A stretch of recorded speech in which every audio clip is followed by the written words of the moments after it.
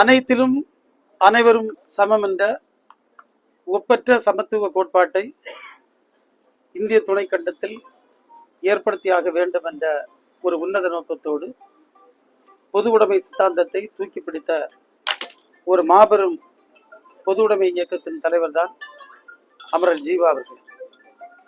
அவருடைய நினைவு நாளில் அவரை நாங்கள் மாலை அணிவித்து மரியாதை செய்து போற்றுகின்ற அதே நேரத்தில் அவர் துணை நின்ற அந்த சமத்துவ கருத்துக்களை, பொது உடைமை கருத்துக்களை இந்த நாட்டு மக்கள் மத்தியில் எடுத்து செல்ல இன்றைக்கு இருக்கக்கூட இந்த பிரிவினை அரசியலை அகற்றுவதற்கு எல்லோரும் ஒன்றிணைந்து அனுப்போம் என்று நாங்கள் உறுதியேற்கிறோம். முதல்வர் அவர்கள் எதிர்க்கட்சி தலைவராக இருந்தபோது திராவிட முன்னேற்ற கழகத்தில் தேர்தல் அறிக்கை வந்த நேரத்தில் இல்லத்தரசிகளுக்கு 1000 ரூபாய் வழங்குவோம் என்று கூறிய நேரத்தில் இதே அதிமுகவும் எடப்பாடி பழனிசாமி அவர்களும் என்ன சொன்னார்கள்?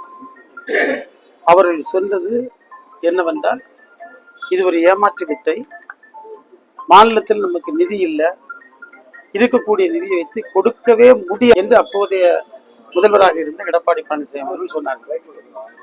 நாங்கள் ஆட்சி அமைத்து நம்முடைய மாண்பு முதல்வர் அவர்கள் 1,30,00,000 மேற்பட்ட இல்லத்தரசிகளுக்கு அந்த திட்டத்தை வழங்கி ஒரு அற்புதமான திட்டம் என்ற பெயரை பெற்றிருக்கின்றார்.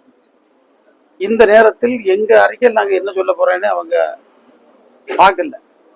அதை பார்க்காம அவசர அவசரமாக ஏதோ சொல்ல வேண்டும் என்பதற்காக அவர் கூறியிருக்கிறார். நான் 2 கேள்விகளை முன்வைக்கிறேன்.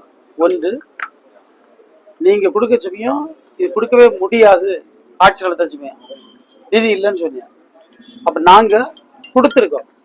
இப்போ மாநில நிதி சரியாக இருக்கிறது என்று நம்பித்தானே நீங்க 2000 கொடுப்பேன்னு அறிவிக்குது. இப்ப மாநில நிதி சரியாக இருக்கிறது என்ற நம்பிக்கை உங்களுக்கு வந்திருக்கிறது. உண்மையிலே நான் பாராட்டுறேன். 2வது பார்த்தீங்கன்னா, அன்றைக்கு நாங்கள் அறிவித்த நேரத்தில் கொடுக்க முடியாதுன்னு சொன்னாங்க. நாங்கள் அதை முடிச்சு காட்டியிருக்கோம். அப்போது சொன்னார்கள், இது அரசியலுக்கான அறிவிப்பு என்று. நாங்கள் அவர்களை பார்த்து கேட்கிறோம், நீங்க அதுக்கு தான் நீங்க அறிவிக்கிறீங்களா? எனவே இவற்றுக்கெல்லாம் வழிகாட்டியாக இருக்கக்கூடிய இயக்கம் திராவிட முன்னேற்ற கழகம். அதற்கு வழிகாட்டிய அரசு மாண்பு முதல்வர் தலைமையிலான திராவிட மாடல் அரசு என்பதை நான் சொல்லிக்கொள்ள கடவுள்.